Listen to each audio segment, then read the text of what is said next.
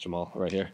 Obviously, getting ready for Jiri Prochazka, a name that, I feel like you guys have been circling each other for quite a while, considering you were both champions at one point. So we've heard fighters in the past say when they don't have fights lined up, they when they're in camp, they kind of envision possible opponents in down the line, and they prep for them mentally.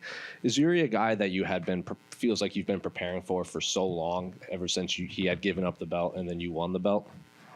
Well, even before that, I wanted to fight him long before that. I asked for this fight. I believe the first time was maybe back in 2021 when he first got here. So I'd already had it in my mind, like, yep, this is a guy I start to kind of be aware of and be on the lookout for, and that's where we eventually might meet.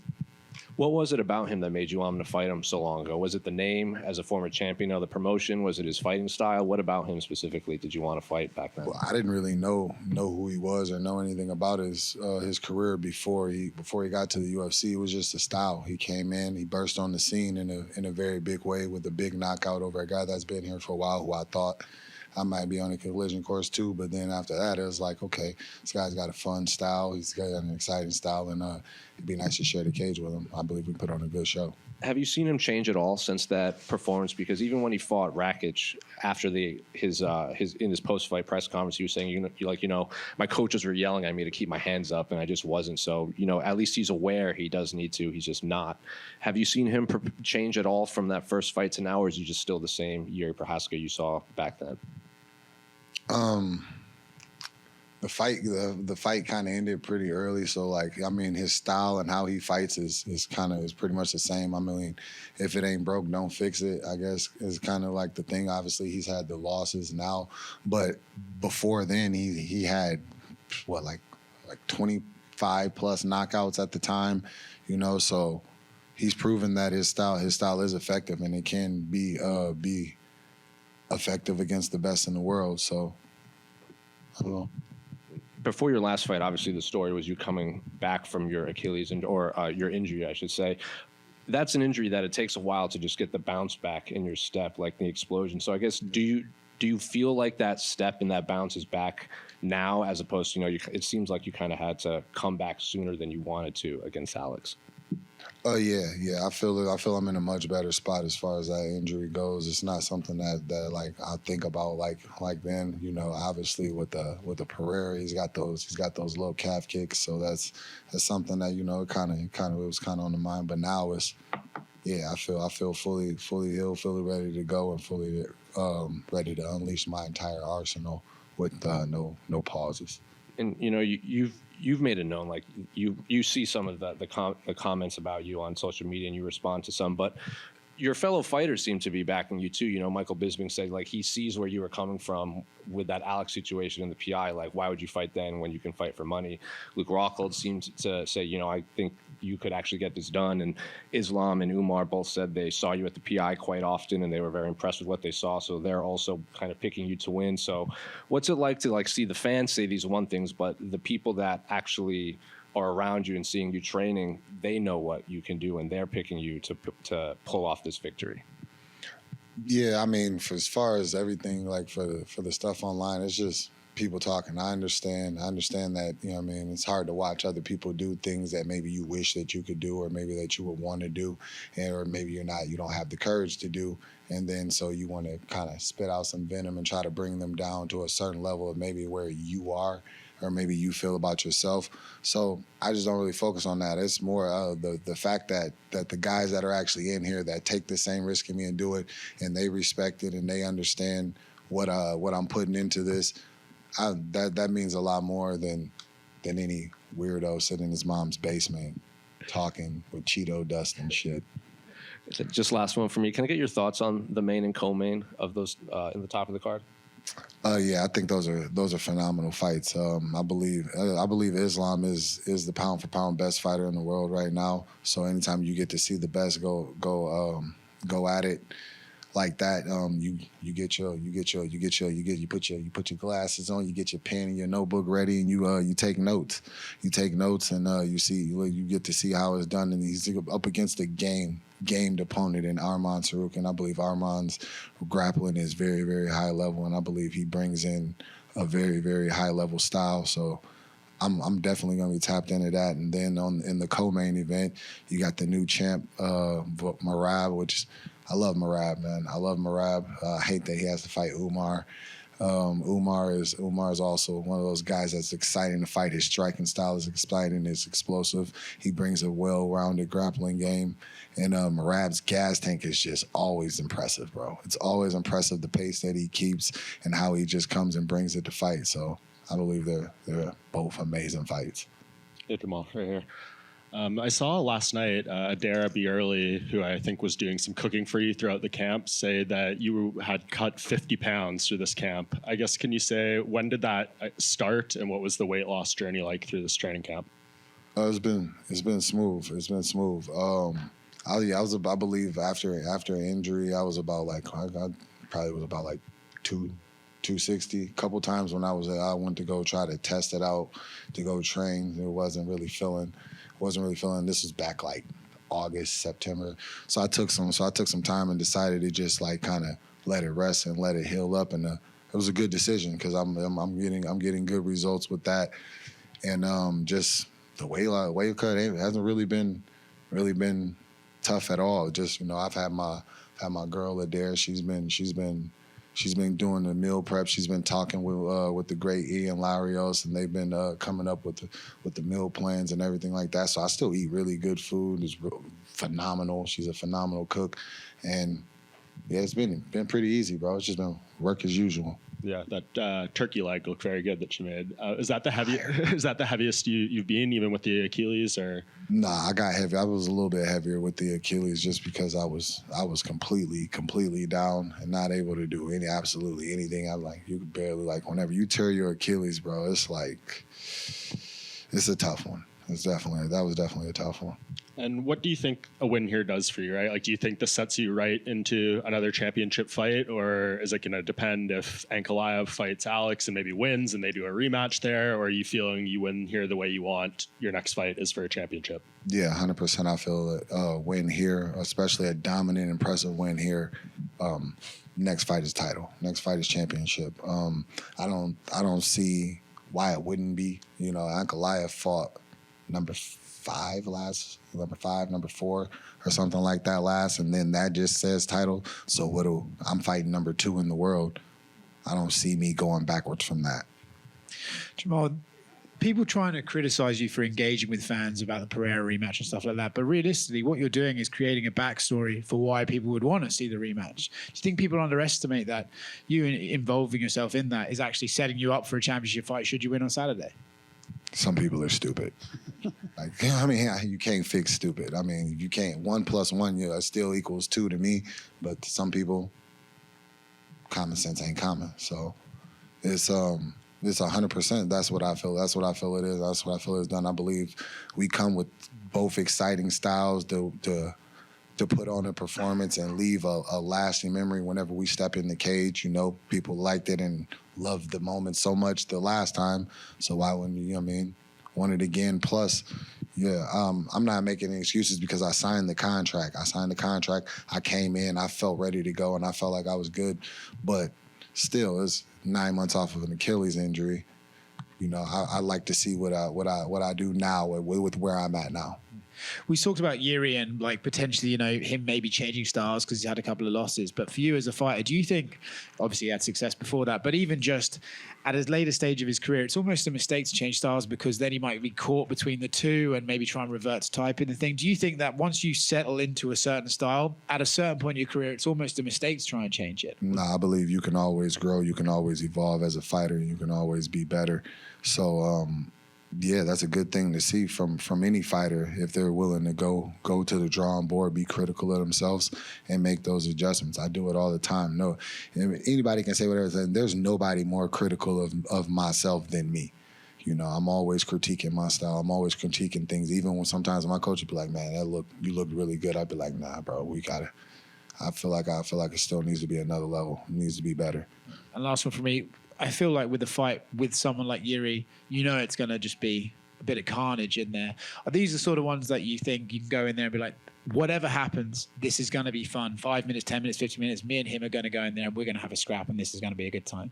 Yeah, for me, it's like every fight, any fight I go in, I'm very, very blessed to be in the position that I'm in. I'm very, very blessed for my journey, and that's just what I focus on: the ups, the downs, the good, the bad. You got to take it all. You got to take it all as your journey, because your journey is unique to you, and that's what makes it special, you know. And you can't say you're blessed and I'm lucky to be here or these things like that when when you stay down on the bad. You can't just be high on the high parts. You got to keep your head held high on the down times too.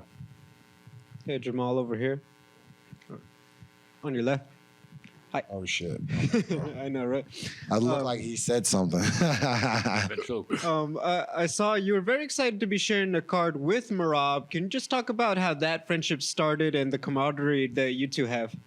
Yeah, I'm excited to be on the same card as Morba. That whole team, Morba, Aljo, Matt Serra, Ray Long, all those guys have always been awesome anytime I've ever been around or anytime we've ever interacted. When I tore my Achilles, I relocated out to Las Vegas to lean on the PI and the staff there to help me get back to form. And Morba was just he lives out there as well, and every time I see him, he's just always awesome, the most respectful guy. He invited me over to his house. He was doing a barbecue with him, some of his other guys from Georgia, and you know that I got to see like the Georgian culture and how they treat each other, how they speak, you know, and just like the love and things like that. And it was just from that moment, it was like, yeah, bro, this guy, I can never go against this guy. That's really cool. Final question. What was cooler, meeting the Clippers at the Intuit Dome or meeting Lenny Kravitz at the PI? Oh, that's tough. The Intuit Dome was dope, but Lenny Kravitz is a legend. You know, American woman. Yeah. You want to do this, Simon? Sure. Yeah. Go ahead. Hey, Jamal. Let's start off with this one because I'm an LA guy, so I got a soft spot for Jared Goff. How far is he taking the Lions this year? No, we're going to the Super Bowl. 100%. I'm kind of upset that they made at a Saturday game. So so during the fights is gonna be the game, but I'm gonna be tapped in. I'm gonna be watching 100%. They always got my support. I watched every single game of the 0-16 season, so I don't see myself missing the game now. You know, but yeah, 100%, bro. Love everything that Jared Goff has been doing since we got him, and I'm glad that he shut a lot of haters up because they thought they were sending him to Detroit to die, and now he's thriving. And then I kind of want to go back to you made a comment about the weirdos eating Cheetos in their mom's basement collecting dust. Is there ever any weird interactions in person? Like when you're out and like fighters, they go and they take pictures with fans and they interact with them. Is there ever a part of you that's like thinks in the back of your mind, like, man, is this guy that's asking me for a photo right now, is he one of these guys that talks trash, or are you all pretty cool with them? It could creep in. It could creep in there sometimes, you know, but for the most part, no. People are respectful to my face. Like, I've never had a fan come up to me and come with any of the type of energy that you see online, but that's why they do it online.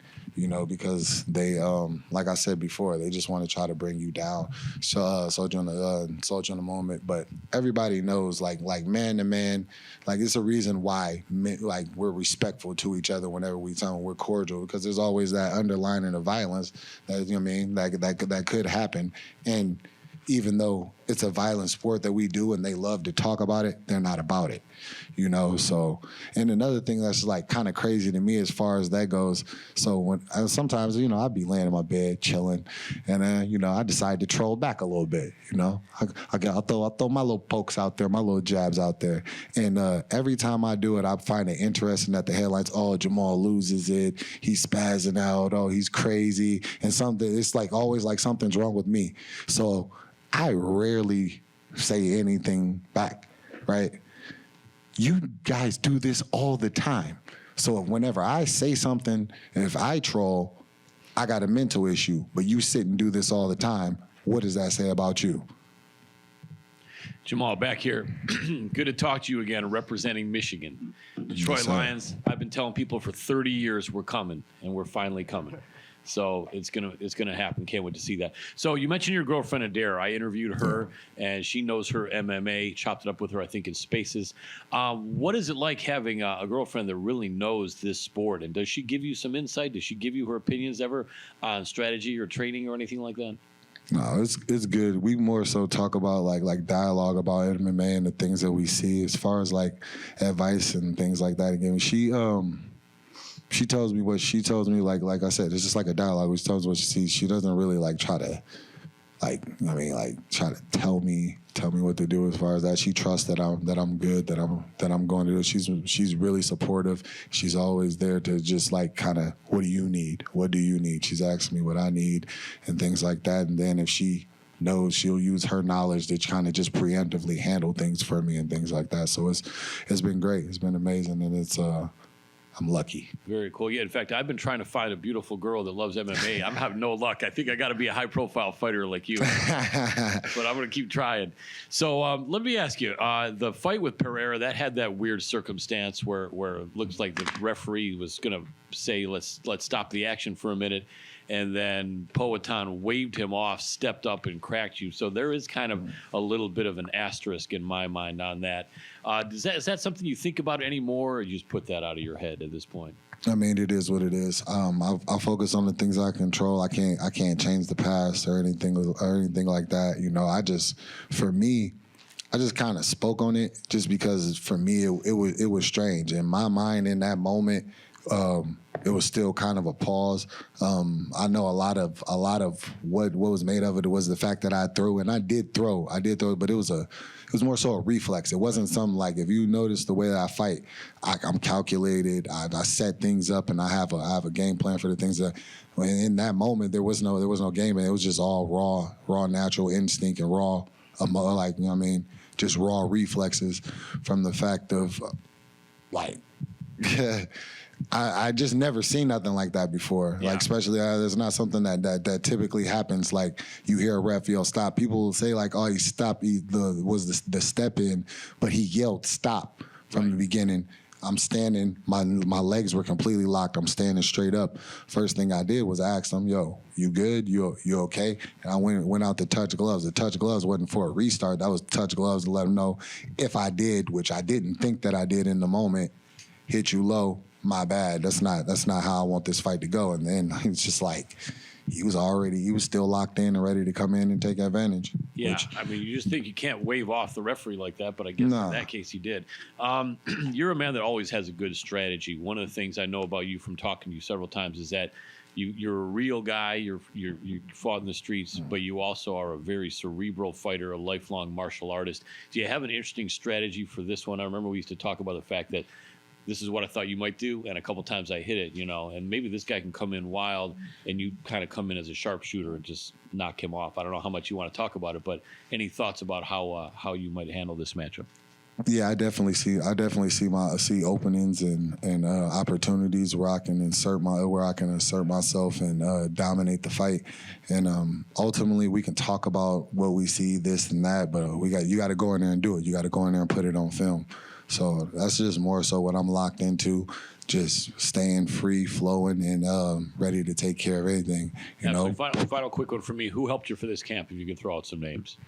I got my guy. I brought my guys out from Omaha. I got Carlos Trinidad. He'll be fighting actually for the BKF championship soon. Nice. I believe it's in April. He's guys out in Dubai.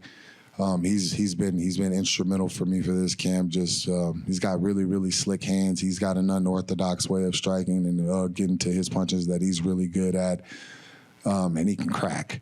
I got my guy Blaine Richards, Kiefer Blaine Richards, if you will. He's been money for me. He's really good at mixing it up. He's got a strong wrestling base and background, as well as being able to get it off with them hands too. Pause, if that's crazy at all.